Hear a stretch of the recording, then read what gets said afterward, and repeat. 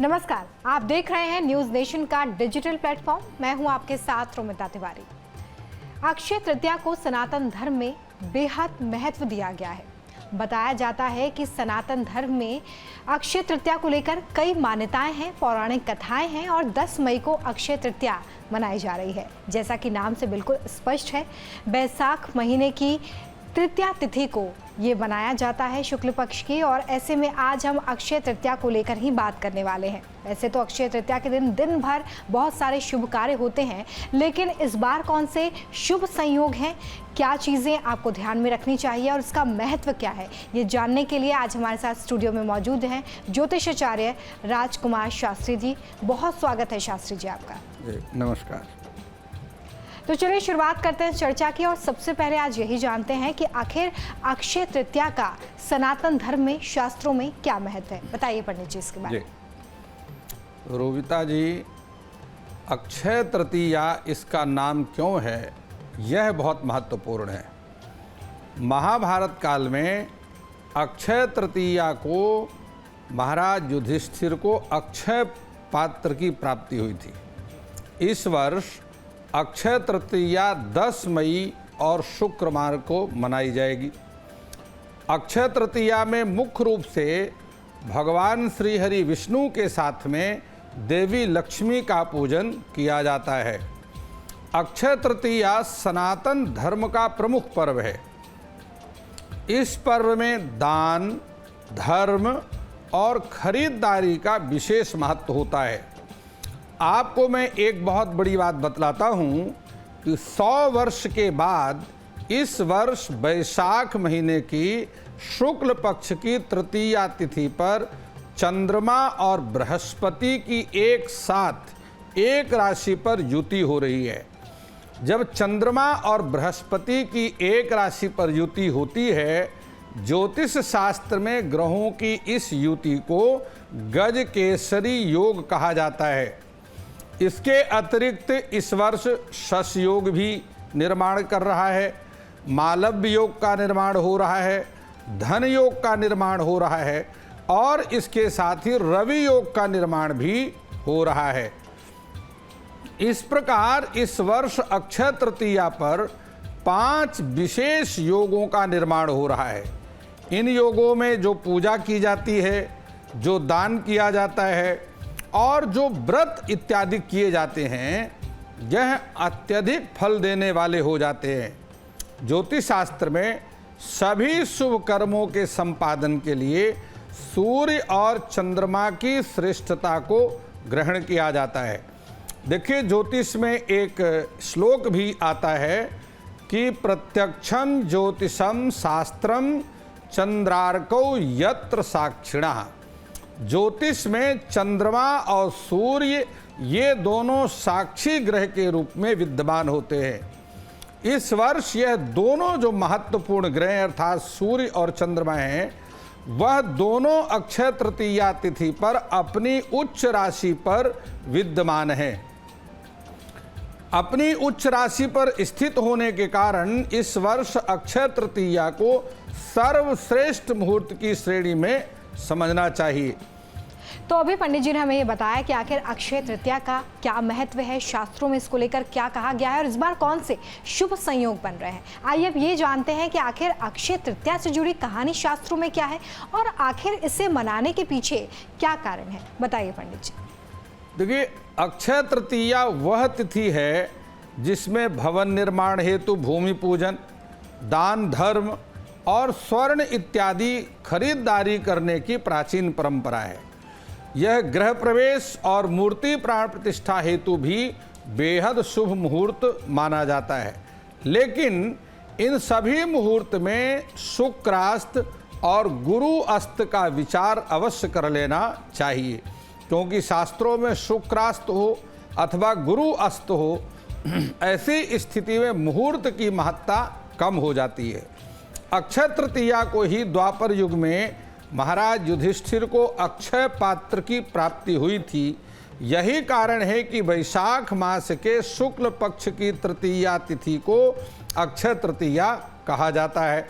देखिए, महर्षि कृष्ण द्वैपायन जिनको बाद में श्री वेदव्यास जी के नाम से जाना गया, वेदव्यास जी ने महाभारत महाकाव्य की रचना ठीक अक्षय तृतीया तिथि से ही आरंभ किए थे और 2.25 वर्ष पूरे महाभारत की रचना करने में उनको लगा। त्रेता युग में भगवती अन्नपूर्णा का जन्म इसी तिथि में हुआ और सबसे बड़ी बात यह है कि अक्षय तृतीया में भगवान परशुराम जी का जन्म हुआ, जो स्वयं भगवान श्री हरि विष्णु के अवतार है और इसी कारण से अक्षय तृतीया को ही परशुराम जयंती के रूप में पूरे भारतवर्ष में मनाया जाता है। और जो भारत का मंदिर प्रकोष्ठ है वह आप देखेंगे कि अक्षय तृतीया में पूरे देश में और पूरे दिल्ली में अपने भगवान श्री परशुराम जी की रथ यात्रा भी निकाली जाएगी। हर जगह उनके नाम के भंडारे किए जाएंगे और बड़े हर्षोल्लास के साथ में अक्षय तृतीया का पर्व मनाया जाएगा। अच्छा पंडित जी, क्योंकि अक्षय तृतीया के लिए कहा जाता है कि खरीदारी के लिए सबसे ज़्यादा खास होता है, तो ये बताइए कि अक्षय तृतीया पर खरीदारी के साथ साथ पूजा भी हमें करनी होती है, तो सबसे पहले पूजा का मुहूर्त हमें बताइए कि किस समय में हम पूजा कर सकते हैं। देखिए, जब हम मुहूर्त शास्त्र की बात करते हैं, अक्षय तृतीया में शुभ मुहूर्त है प्रातःकाल 5:33 से आरंभ हो रहा है। देखिए, 10 तारीख को प्रातःकाल 4 बजे ये जो तृतीया तिथि है आरंभ होगी और रात्रि के 2 बजे तक यह तिथि चलेगी। उसमें प्रातःकाल 5:33 से मध्याह्न काल के 12:18 तक यह मुहूर्त सर्वमान्य रहेगा। इसके अतिरिक्त रात्रि काल में दूसरा मुहूर्त आरंभ होगा जो कि 9:40 से आरंभ होगा और 11 बजे रात्रि तक यह शुभ मुहूर्त जो है ये मान्य रहेगा। देखिए, कोई भी तिथि 19 घंटे से लेकर के 26 घंटे तक होती है। इस बार बैसाख महीने की जो शुक्ल पक्ष की तृतीया अक्षय तृतीया है, यह 23 घंटे 23.5 घंटे की यह तिथि आ रही है। तो अभी आपने पंडित जी से ये जाना कि आखिर पूजा का क्या शुभ मुहूर्त है, लेकिन अक्षय तृतीया के दिन किए गए उपाय काफ़ी फलदायी होते हैं, इनका काफ़ी अनुकूल प्रभाव भी देखने के लिए मिलता है। और ऐसे में अक्षय तृतीया के दिन आपको कौन से उपाय करने चाहिए ताकि आपके धन में वृद्धि हो, आइए पंडित जी से जानते हैं। पंडित जी, इसके बारे में बताएं। देखिए, अक्षय तृतीया पर अपने निवास गृह में धन वृद्धि के लिए आपको देवी लक्ष्मी के चरण पादुका स्थापित करना है। यह चरण पादुका स्वर्ण अथवा चांदी धातु से निर्मित होनी चाहिए। यदि इसमें अंगूठे के स्थान पर हीरा जड़वा देते हैं तो यह और भी अधिक शुभ रहेगा। चरण पादुका अपने घर के मंदिर में स्थापित करें। नित्य पूजा अर्चना करने का नियम बना लीजिएगा, सब ठीक हो जाएगा। चलिए, तो अभी आपने जाना कि आखिर आपको अपने धन की वृद्धि अगर करनी है, आप चाहते हैं कि आप धनवान बने, तो आपको कौन से उपाय करने हैं। अगर आप आर्थिक रूप से परेशान हैं तो अक्षय तृतीया का दिन आपके लिए बहुत अनुकूल हो सकता है, क्योंकि इस दिन किया गया उपाय आपको काफ़ी अच्छे फल दे सकता है। तो अगर आर्थिक रूप से कोई परेशान है पंडित जी, तो क्या करें?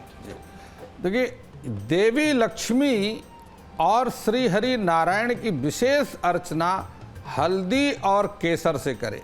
केसर के जल मिश्रित, केसर में जल मिला करके अथवा जल में केसर मिला करके केसर मिश्रित जल से देवी लक्ष्मी और भगवान श्री हरि नारायण का अभिषेक करें और हल्दी के चूर्ण से अथवा हल्दी की गांठ से देवी लक्ष्मी के अलग अलग नाम से देवी की विशेष अर्चना करें।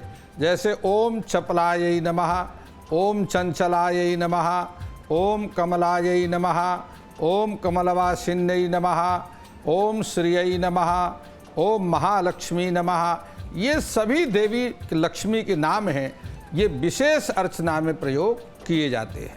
चलिए, तो अगर आप चाहते हैं कि माँ लक्ष्मी की कृपा आप पर बनी रहे, आप भी चाहते हैं कि आप पर धनों की वर्षा हो, तो आप ये छोटे छोटे उपाय अक्षय तृतीया के दिन कर सकते हैं। अगर आपके परिवार में कोई कलह है, आप चाहते हैं कि आपका परिवार खुशहाल हो, आनंदमय जीवन व्यतीत करे, तो आपको अक्षय तृतीया के दिन कौन से उपाय करने हैं, आइए जानेंगे पंडित जी से।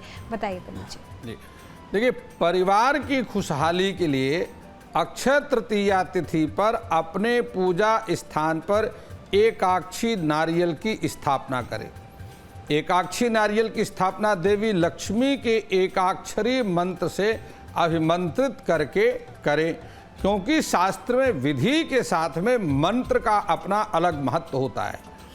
सिंदूर का तिलक नारियल के शीर्ष भाग पर करें और नारियल को लाल कपड़े में लपेटकर अपने घर के मंदिर में स्थापित करें और लाल कपड़े के आसन पर पूर्व दिशा में स्थापित करें, क्योंकि ज्योतिष में, वास्तुशास्त्र में दिशाओं की अपनी अलग महिमा है।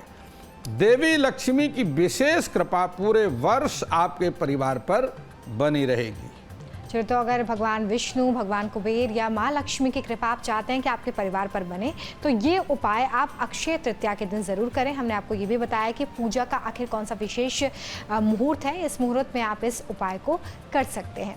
कई बार लोग पितृदोष से पीड़ित होते हैं और उसकी वजह से कई बार उन्हें अपने जीवन में दुख का सामना करना पड़ता है, और ऐसे में अक्षय तृतीया का दिन आपके लिए वो दिन हो सकता है जब आप पितरों की कृपा पाने के लिए उपाय करें। तो अगर पितृदोष को दूर करना है, पितरों का आशीर्वाद चाहिए, तो कौन सा उपाय करना चाहिए पंडित जी?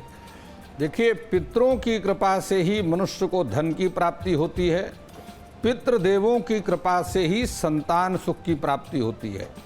यदि आप चाहते हैं कि पितृदेवों की कृपा आप पर बनी रहे, तो अक्षय तृतीया पर मातृका पूजन से पहले नंदी श्राद्ध करें।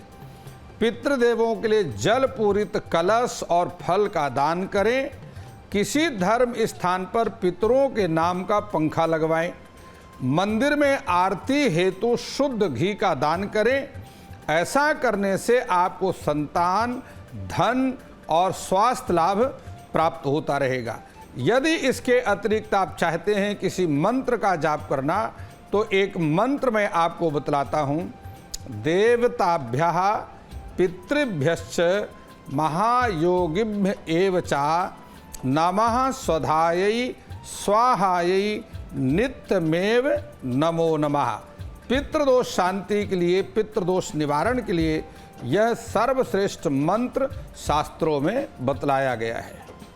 बहुत अच्छा मंत्र आपने बताया पंडित जी। यहाँ पर हमें लगता है कि हमारे दर्शकों के लिए बहुत लाभदायक साबित होगा। अगर आप माता पिता हैं, हमारा ये प्रोग्राम देख रहे हैं, तो आपके मन में संतान को लेकर ज़रूर चिंता होगी। कई बार पंडित जी, माता पिता इस बात को लेकर चिंतित होते हैं कि उनके संतान का भाग्योदय नहीं हो रहा है, तो कैसे अक्षय तृतीया पर वो कुछ उपाय कर सकते हैं, या उनके अगर बच्चे कर पाएँ तो? जी देखिए, संतान के भाग्योदय के लिए इस तिथि पर किसी जरूरतमंद गरीब परिवार की कन्या के विवाह में भोजन की व्यवस्था आप अपने तरफ से कर दीजिए, अथवा किसी जरूरतमंद विद्यार्थी के पढ़ाई का खर्च और पुस्तकें दे करके सहयोग कर दीजिए। तो देखिए, ये कुछ उपाय हैं जिन्हें आप कर सकते हैं इस बार अक्षय तृतीया पर, और इन उपायों को करके आप अपने जीवन को खुशहाल बना सकते हैं, अपनों के जीवन को खुशहाल बना सकते हैं।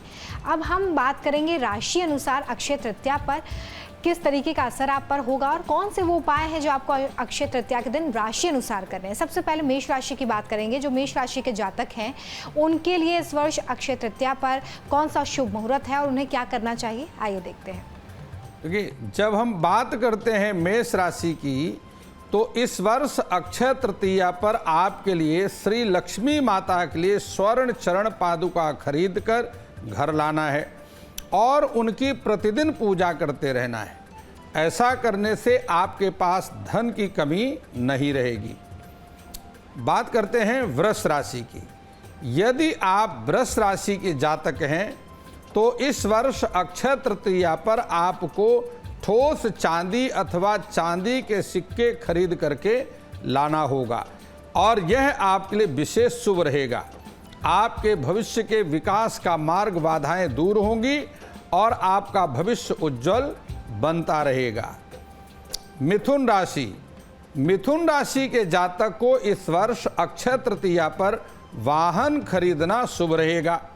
ऐसा करने से आपको पैतृक संपत्ति का लाभ हो सकता है। ठीक है, तो इन 3 राशियों के बारे में हमने यहाँ पर बात की है। बची हुई राशियों के बारे में भी बात करेंगे, लेकिन आप इन उपायों को ज़रूर नोट कर लें ताकि अक्षय तृतीया के दिन आप विधि से इन उपायों को कर सकें। अगली 3 राशियों के बारे में हम बात करेंगे और शुरुआत कर्क राशि से करते हैं पंडित जी। देखिए, जब हम कर्क राशि की बात करते हैं, इस राशि के जातक आजीवन चंद्रमा ग्रह के प्रभाव से प्रभावित रहते हैं। यदि आप कर्क राशि के जातक हैं तो अक्षय तृतीया पर इस वर्ष आपको चांदी के पंचपात्र खरीदना शुभ रहेगा। ऐसा करने से पूरे वर्ष आपको मानसिक शांति बनी रहेगी और आपका आध्यात्मिक विकास भी होता रहेगा।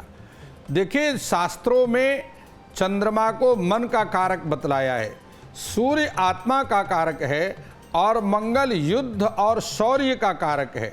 इसलिए यदि आप इस अक्षय तृतीया को प्रसन्नतापूर्वक मनाते हैं तो जो आपका बुध ग्रह है, जो कि विद्या और व्यापार का कारक है, वह प्रसन्न होकर के, यदि आप विद्यार्थी हैं तो विद्या की प्राप्ति और धन की कामना करते हैं तो धन की प्राप्ति आपको होती रहेगी। सिंह राशि की बात करते हैं। आजीवन सूर्य ग्रह के प्रभाव से सिंह राशि प्रभावित रहती है। यदि आप सिंह राशि के जातक हैं तो अक्षय तृतीया पर इस वर्ष आप सोने का अर्घा खरीदकर घर ले आइए और उस स्वर्ण अर्घा से प्रत्येक रविवार को सूर्य को अर्घ्य अर्पण करने का नियम बना लीजिए। ऐसा करने से आपके स्वास्थ्य की रक्षा होती रहेगी और राज दरबार में सम्मान की प्राप्ति होगी। कन्या राशि, यदि आप कन्या राशि के जातक हैं तो इस अक्षय तृतीया पर आप स्वर्ण निर्मित कड़ा खरीद करके उसको घर ले आइए और उपहार स्वरूप सहृदय प्रेम पूर्वक अपने जीवन साथी को भेंट कर दीजिए। आपके दाम्पत्य सुख में वृद्धि होगी और घर परिवार में परस्पर सद्भाव बना रहेगा। चलिए, तो 3 राशियों की हमने बात की। अगर आप इन राशियों के जातक हैं तो ज़रूर इन उपायों को करें। बचे हुए जातक राशि अनुसार क्या उपाय कर सकते हैं अक्षय तृतीया के दिन, आइए जानते हैं। शुरुआत तुला राशि से करेंगे पंडित जी। देखिए, जब हम तुला राशि की बात करते हैं, इस राशि के जातक जातिका को इस वर्ष अक्षय तृतीया पर जमीन जायदाद पर निवेश करना चाहिए। ऐसा करने से परिवार में धन की वृद्धि होगी और भाग्य का साथ भी मिलता रहेगा। वृश्चिक राशि, इस राशि के जातक जातिका इस वर्ष अक्षय तृतीया पर ताम्रपात खरीदें अथवा घंटी खरीद करके लाएं और किसी श्री लक्ष्मी नारायण मंदिर में उसको बांध देना चाहिए। ऐसा करने से आपको राजनीतिक सफलता मिलेगी और अभूतपूर्व धन का विकास भी आरंभ हो जाएगा। चलिए, अब बात कर लेते हैं हम धनु राशि की। अगर आप धनु राशि के जातक हैं तो क्या उपाय आपको करने हैं, आइए जानते हैं। धनु राशि, इस राशि के जातक जातिका को इस अक्षय तृतीया पर स्वर्ण अथवा पीतल धातु को खरीदना शुभ रहेगा। ऐसा करने से यदि न्यायालय में कोई मामला विचाराधीन है तो मनोनुकूल सफलता मिल सकती है और लंबे अरसे से चल रही किसी बड़ी समस्या का समाधान भी हो सकता है। मकर राशि, इस राशि के जातक जातिका को इस अक्षय तृतीया पर स्टील, लोहा अथवा भवन के नवनिर्माण हेतु भूमि पूजन करना शुभ रहेगा। ऐसा करने से आपको व्यापारिक विकास में वृद्धि मिलेगी, मदद मिलेगी और शरीर का आलस्य भी दूर होगा। देखिए, ज्योतिष में आलस्य राहु का कारक है और समाज में मान प्रतिष्ठा भी इसी ग्रह के प्रभाव से आपको प्राप्त हो जाएगी। बात करते हैं कुंभ राशि। यदि आप कुंभ राशि के जातक हैं और समुद्र पार यात्रा करने का प्रयास कर रहे हैं अथवा धन की परेशानी से निजात पाना चाहते हैं तो इस अक्षय तृतीया पर त्रिलोह अर्थात लोहा, पीतल और तांबे की धातु का एक छल्ला बनवा लीजिए। अपने दाहिने हाथ की मध्यमा अंगुली पर धारण कर लीजिए। ऐसा करने से आपके पास अपार धन की वृद्धि होगी और यदि आपका कहीं धन रुका हुआ है तो वह भी शनै शनै वापस मिल जाएगा। बात करते हैं मीन राशि। यदि आपके आय का साधन नहीं बन रहा है, आप मीन राशि के जातक हैं, तो इस अक्षय तृतीया पर पीतल का कलश और हल्दी खरीद करके लाएं। उसे किसी धर्म स्थान पर दान कर दीजिए। समस्या से निजात मिल जाएगी। यदि आपकी कन्या या पुत्र विवाह योग्य हैं और विवाह बाधा बनी हुई है तो यह अभिलाषा भी इसी उपाय से पूर्ण हो जाएगी। चलिए, तो 12 राशियों के अनुसार आपको कौन से उपाय करने हैं, कौन सी बातों का ध्यान रखना है, ये पंडित जी ने आपको बताया है। अगर आप इन उपायों को करते हैं तो निश्चित तौर पे माँ लक्ष्मी की कृपा इस अक्षय तृतीया पर आप पर ज़रूर बरसेगी। पंडित जी, वैसे तो आपने हमें ये बताया कि अक्षय तृतीया पर हमें क्या करना चाहिए, लेकिन ऐसी कोई बात भी है क्या जो हमें बिल्कुल नहीं करना चाहिए, विशेष रूप से अक्षय तृतीया पर वो काम वर्जित हो? देखिए, यह आपने बड़ा महत्वपूर्ण प्रश्न किया है। हमेशा इस बात पर विचार कर लें कि लक्ष्मी का निवास वहाँ रहता है जहाँ पर सायंकाल के समय झाड़ू नहीं लगाई जाती। यदि आप अपने घर में सायंकाल के समय सूर्यास्त के आसपास अपने घर में आप झाड़ू लगाते हैं तो ये नियम बिल्कुल बंद कर दीजिए और अक्षय तृतीया से संकल्प लीजिए कि 1 वर्ष तक पूरे आप अपने घर में सूर्यास्त के आसपास झाड़ू नहीं लगाएंगे। जहाँ पर परस्पर विवाद होता है उस घर को लक्ष्मी त्याग करके चली जाती है। इसलिए अक्षय तृतीया से आप यह नियम ले लीजिए कि अब घर में आप परस्पर परिवार के साथ में कभी विवाद नहीं करेंगे। एक बात हमेशा ध्यान रखिए, देवी लक्ष्मी को स्वच्छता बहुत प्रिय है, पवित्रता बहुत प्रिय है। आपके चाहे रसोई की बात है, अपने रसोई को आप पवित्र रखें और इस बात को हमेशा ध्यान रखें कि घर को साफ सुथरा रखें। यदि आपके घर में कहीं जाले लगे हुए हैं, यदि आपके घर का बिस्तर प्रातःकाल उठ करके आप उसको अस्त व्यस्त पड़ा रहता है, तरीके से उसको आप साफ सुथरा नहीं रखते हैं, तो यदि आपके घर में कहीं पानी नल से टपक रहा है तो ये सारी कमियों को आप ठीक कर दीजिए। घर में आपके धन की कमी नहीं रहेगी और इसके साथ ही कभी भी आपके घर में कोई विवाद नहीं होगा और किसी आप बड़े रोग से भी व्यथित नहीं होंगे।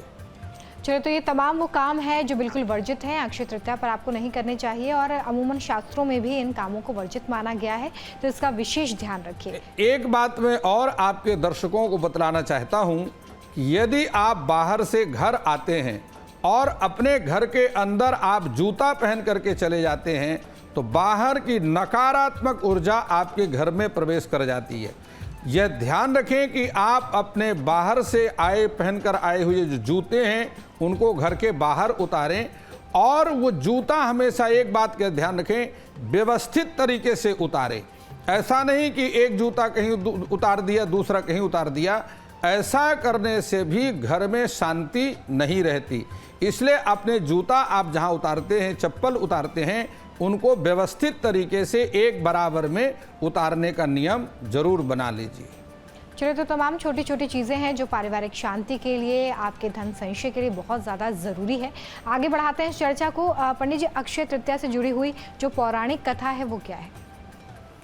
देखिए, अक्षय तृतीया जो है महाभारत काल में, यद्यपि ज्योतिष शास्त्र में तिथि का निर्माण जो होता है वह सूर्य और चंद्रमा की गति के आधार पर होता है और जब चंद्रमा सूर्य से 12 अंश आगे निकल जाता है, अर्थात सूर्य और चंद्रमा में 12 अंश की दूरी आती है तो एक तिथि का निर्माण होता है।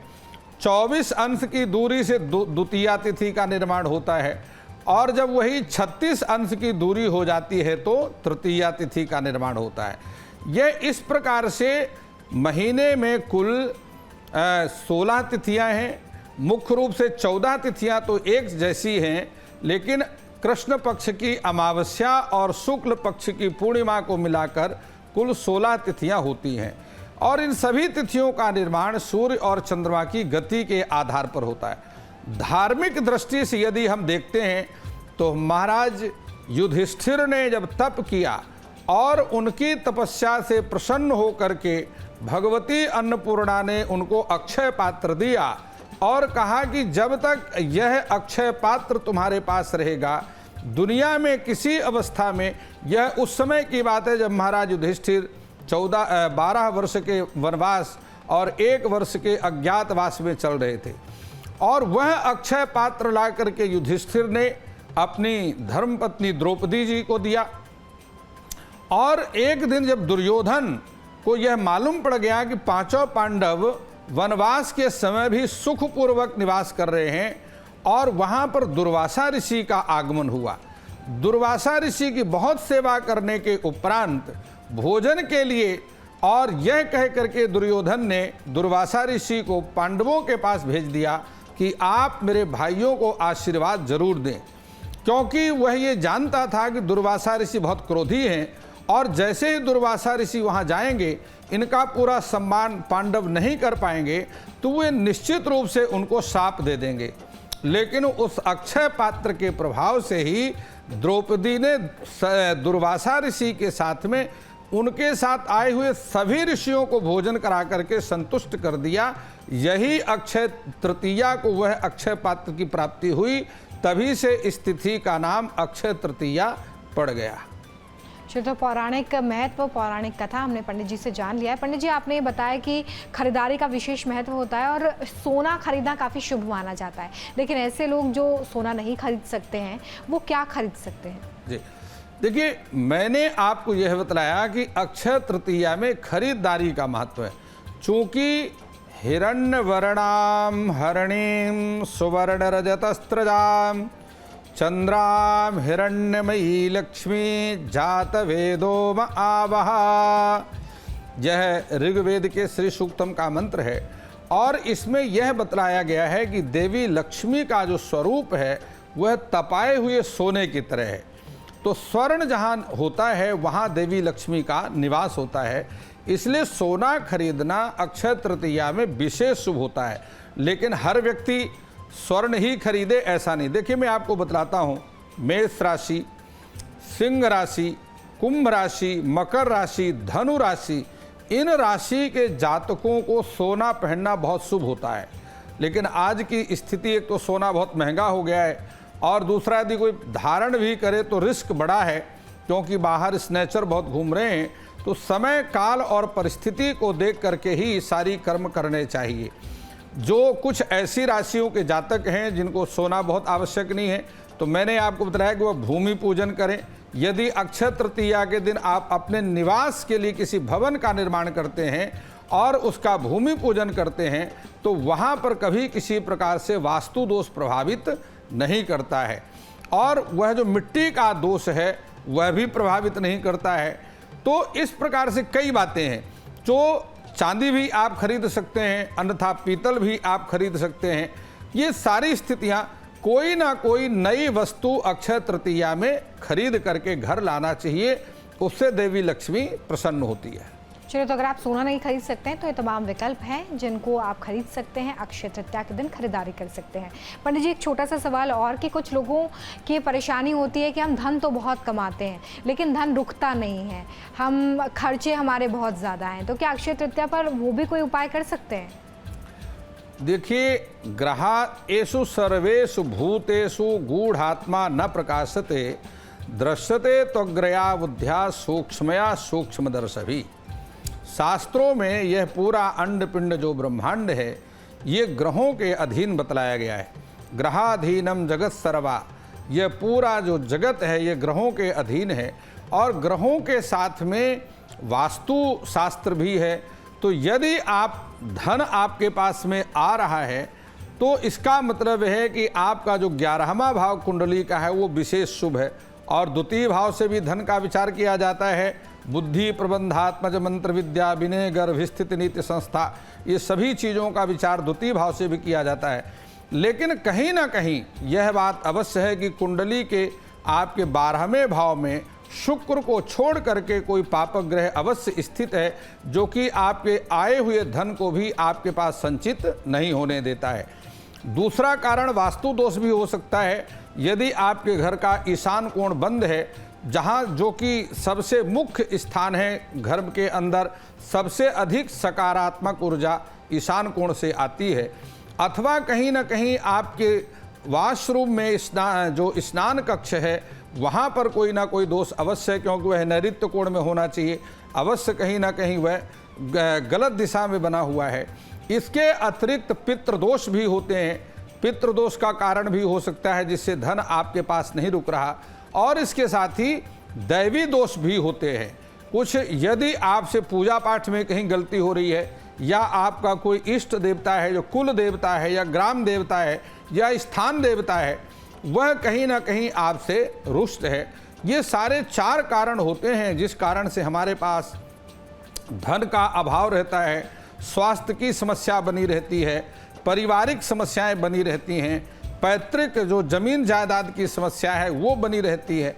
तो ये सारे कारणों को विधिवत कुशल ज्योतिर्विद के माध्यम से या वास्तुविद के माध्यम से आप अपने घर का निरीक्षण करें। व्यापार स्थान से ज़्यादा निवास गृह महत्वपूर्ण होता है, क्योंकि धन जो आता है वो व्यापार स्थान के माध्यम से और निवास गृह के निर्दोष होने पर आता है।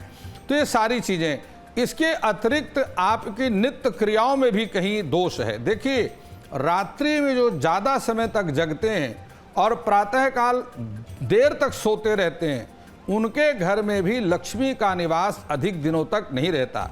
लेकिन जो प्रातः रात्रि में जल्दी सो जाते हैं और प्रातःकाल ब्रह्म मुहूर्त में उठ जाते हैं, उनके द्वारा किए गए लगभग प्रयत्न सफल होते हैं और उनको चंद्रमा ग्रह की अनुकूलता प्राप्त होती रहती है। अच्छा पंडित जी, व्यापार स्थान पे भी कुछ कर सकते हैं क्या? देखिए, व्यापार स्थान कमाई का मुख्य साधन है, और यदि आपके व्यापार स्थान में ऐसा कोई दोष है, लेकिन यह उपाय किसी कुशल ज्योतिर्विद अथवा वास्तुविद के संरक्षण में आपने करना है। आप अपने व्यापार स्थान पर श्री यंत्र 16 रेखाओं का श्री यंत्र, यदि आपके पास स्फटिक का श्री यंत्र है तो स्फटिक का श्री यंत्र स्थापित करें।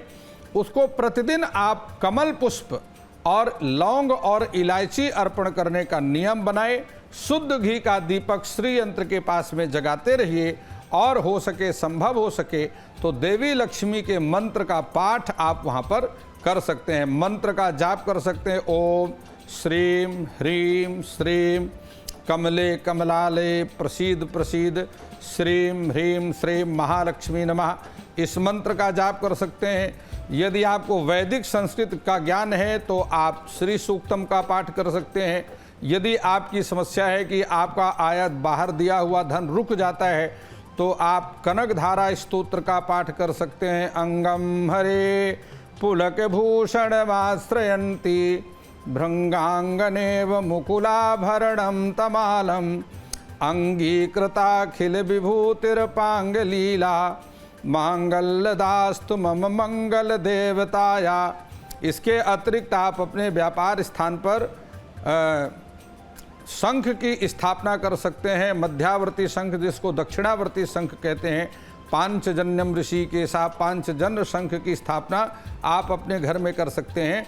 और एक बहुत बड़ी बात मैं आपको बतला रहा हूं कि अपने व्यापार स्थान पर जो आप मंदिर बनाते हैं, ये ध्यान रखें कि व्यापार स्थान पर खड़ी हुई मूर्ति लगाना चाहिए और अपने घर में बैठी हुई मूर्ति लगाना चाहिए। प्रायः लोग गलती करते हैं, घर के मंदिर में खड़ी मूर्ति घर में लगा देते हैं, बैठी हुई मूर्ति व्यापार स्थान में लगा देते हैं, वह भी एक अपने आप में दोष माना जाता है। चलिए, तो अगर आप व्यापार स्थान पर ये तमाम उपाय करते हैं तो आपको निश्चित तौर पर माँ लक्ष्मी की कृपा मिलेगी। इसके अलावा हमने ये भी बात की कि आपको कौन से काम बिल्कुल नहीं करने चाहिए अक्षय तृतीया के दिन। पंडित जी, अक्षय तृतीया के दिन वो लोग क्या कोई उपाय कर सकते हैं जिनका धन कहीं फंसा हुआ है, रुका हुआ है, उधार दिया था वापस नहीं मिल रहा है? जी देखिए, मैंने आपको बताया कि यदि आपने कोई पैसा उधार दिया हुआ है और वह सारे प्रयत्न करने के बाद में भी आपको वापस नहीं आ रहा है, तो आप अक्षय तृतीया तिथि से श्री यंत्र, स्फटिक के श्री यंत्र जो कि 16 रेखाओं से युक्त होना चाहिए।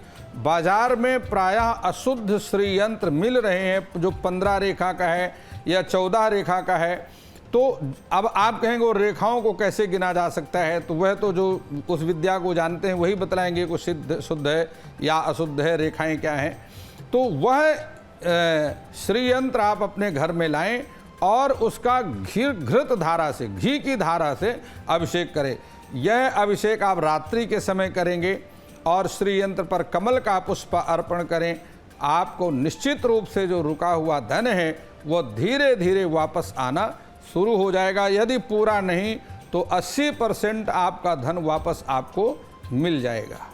चलिए, तो तमाम उपाय आप ज़रूर करें ताकि आप पर माँ लक्ष्मी की कृपा बनी रहे और आपको धन की प्राप्ति भी हो। बहुत शुक्रिया पंडित जी, ये तमाम जानकारी हमारे दर्शकों को देने के लिए।